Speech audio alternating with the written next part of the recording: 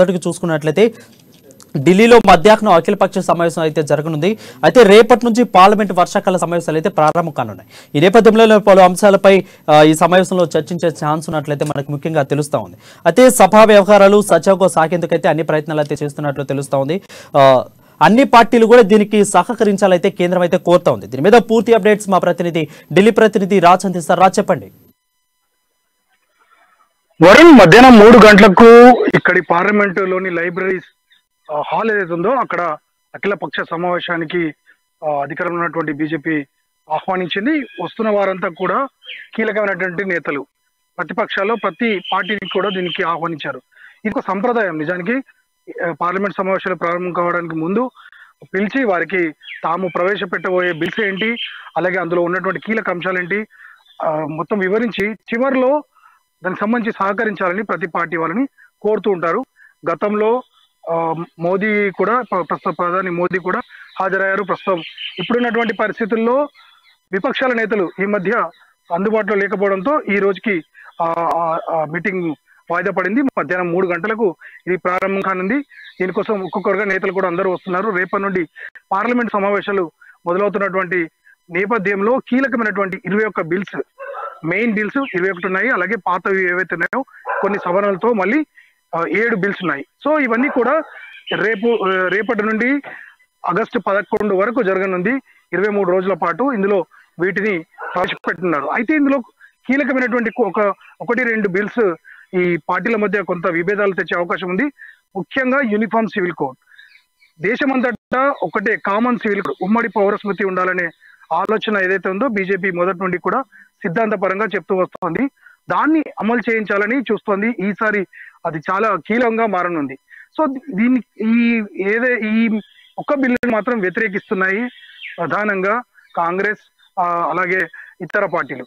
ఇక మరోవైపు చూస్తే ఢిల్లీ పాలనాధికారులకు సంబంధించి హక్కులు, అంటే ఎవరి ట్రాన్స్ఫర్లకు సంబంధించి కావచ్చు, ఢిల్లీలో ఉన్నటువంటి ఉన్నతాధికారులు, ఇతర కీలక నిర్ణయాలు ఏవైతే ఉన్నాయో లెఫ్టినెంట్ గవర్నర్ కి, సీఎం కి తరచూ గొడవలు జరుగుతున్నాయి. ఇటువంటి పరిస్థితుల్లో ఢిల్లీ ఈ పాలనాధికారులకు సంబంధించి ఒక ఆర్డినెన్స్ కూడా ఉంది. ఇది ఇప్పటికే దీనికి సంబంధించి ఆమ్ ఆద్మీ పార్టీ సుప్రీంకోర్టుకి వెళ్ళింది. ఆ తర్వాత కూడా సుప్రీంకోర్టు న్యాయమూర్తులు స్పష్టంగా చెప్పారు, ఎల్జీ అలాగే సీఎం ఇద్దరు కలిసి కూర్చొని మాట్లాడుకోవాలని స్పష్టం చేయడం జరిగింది. ఇటువంటి పరిస్థితుల్లో ఈ రెండింటితో పాటు మణిపూర్ లో జరుగుతున్నటువంటి హింస, అలాగే విపక్ష పార్టీలపై, చిన్న చిన్న ప్రాంతీయ పార్టీలపై ఏ రకంగానైతే ఏజెన్సీల ద్వారా, ఆయా పార్టీల నాయకుల్ని ఏజెన్సీల ద్వారా లొంగ తీసుకోవాలని చేసే ప్రయత్నం గురించి కానీ, అలాగే కొన్ని ప్రాంతీయ అంశాలు ఏవైతే ఉన్నాయో అవి కూడా చర్చకు రానున్నాయి. సో ఇవన్నీ కూడా ఎందుకంటే మనం గమనించాలి, గతంలో కంటే ప్రతిపక్షాలు బలపడ్డాయని స్పష్టంగా చెప్పవచ్చు. నిన్నటి వరకు బెంగళూరులో జరిగినటువంటి రాజు చూసుకున్నట్లయితే నిన్నే జరిగిన విపక్ష మీటింగ్ అయితే పూర్తయిపోయింది. అంటే వాళ్ళు ఎన్డీఏ ఇండియా అని వాళ్ళైతే మార్చుకున్న పేరును మనం చూస్తూ ఉంటాయి. ఈ క్రమంలోనే ఇవాళ కాకుండా రేపు పార్లమెంటరీ వర్షాకాల సమావేశాలు జరగనున్నాయి. ఈ నేపథ్యంలోనే వాళ్ళు కొన్ని కీలక అంశాలు అయితే లేవనెత్తారు. అదేవిధంగా రేపు పార్లమెంట్ లో జరగబోయే వర్షాకాల సమావేశాల్లో ఎలాంటి ముఖ్య అంశాలు వాళ్ళు లేవనెత్తే అంశాలు ఏమన్నా ఉన్నాయట్లు అంచనా వస్తుందా ఏమన్నా? ప్రధానంగా వీరు ఆరోపిస్తున్నట్టే ఇప్పుడు కొత్త కూటమి ఏదైతే ఉందో ఈ కొత్త కూటమికి సంబంధించి నాయకులు ఆరోపిస్తుంది ప్రధానంగా ఒకటి, మనం ఇంతకుముందు చెప్పుకున్నట్టుగా ఢిల్లీ పాలనాధికారులకు సంబంధించి ఆమ్ ఆద్మీ పార్టీ ఈ ప్రతిపక్షాల సాయం కోరుతోంది. మరోవైపు మణిపూర్ అల్లర్లకు సంబంధించి, ఎందుకంటే మణిపూర్ లో జరుగుతున్న అల్లర్లను పట్టించుకోవడం లేదని కేంద్రం దీనికి సంబంధించి దీన్ని సాల్వ్ చేయాలనే ఒక ఆలోచనతో లేదనే అంశాన్ని కాంగ్రెస్ తెర మీదకి తెచ్చింది. అందుకే కాంగ్రెస్ అగ్రనేత రాహుల్ గాంధీ అక్కడ పర్యటనకు కూడా వెళ్లారు. ఇటువంటి పరిస్థితుల్లో మరోసారి ఈ అంశం ఇక్కడ చాలా కీలకంగా ఉంది. దీనికి సంబంధించి పెద్ద ఎత్తున చర్చ జరగనుంది పార్లమెంట్ లో.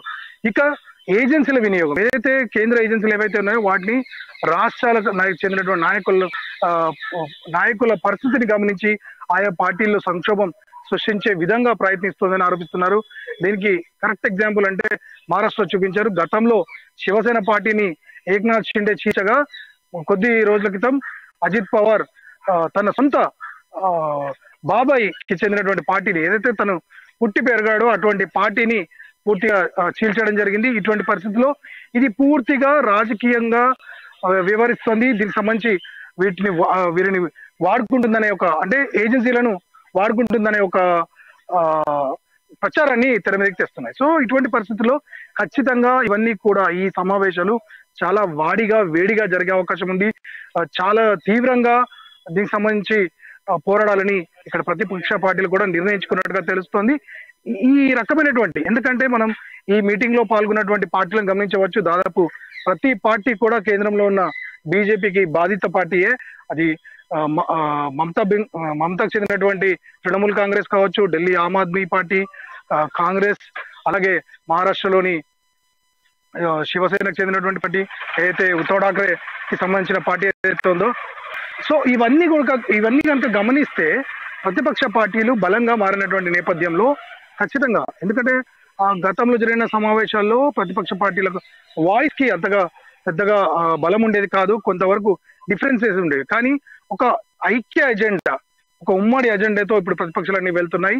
ఇటువంటి పరిస్థితుల్లో కేంద్రం అనుసరిస్తున్న విధానాలను, ఎందుకంటే వారు తమ సమావేశం సక్సెస్ అవుతున్న తరుణంలోనే వెంటనే తమ ఒక మీటింగ్ పెట్టుకోవడం, ఎన్డీఏకి సంబంధించినటువంటి మీటింగ్ పెట్టుకోవడం, ఇదంతా కూడా గమనించినటువంటి ప్రతిపక్షాలు కూడా ఈసారి జరిగే పార్లమెంట్ సమావేశంలో ఖచ్చితంగా వారు అనుకున్నటువంటి ఏవైతే అంశాలు ఉన్నాయో వాటిని ప్రజల్లోకి బలంగా తీసుకెళ్లాలి. దానికి పార్లమెంటు సరైన వేదిక అని భావిస్తున్నారు వారిని.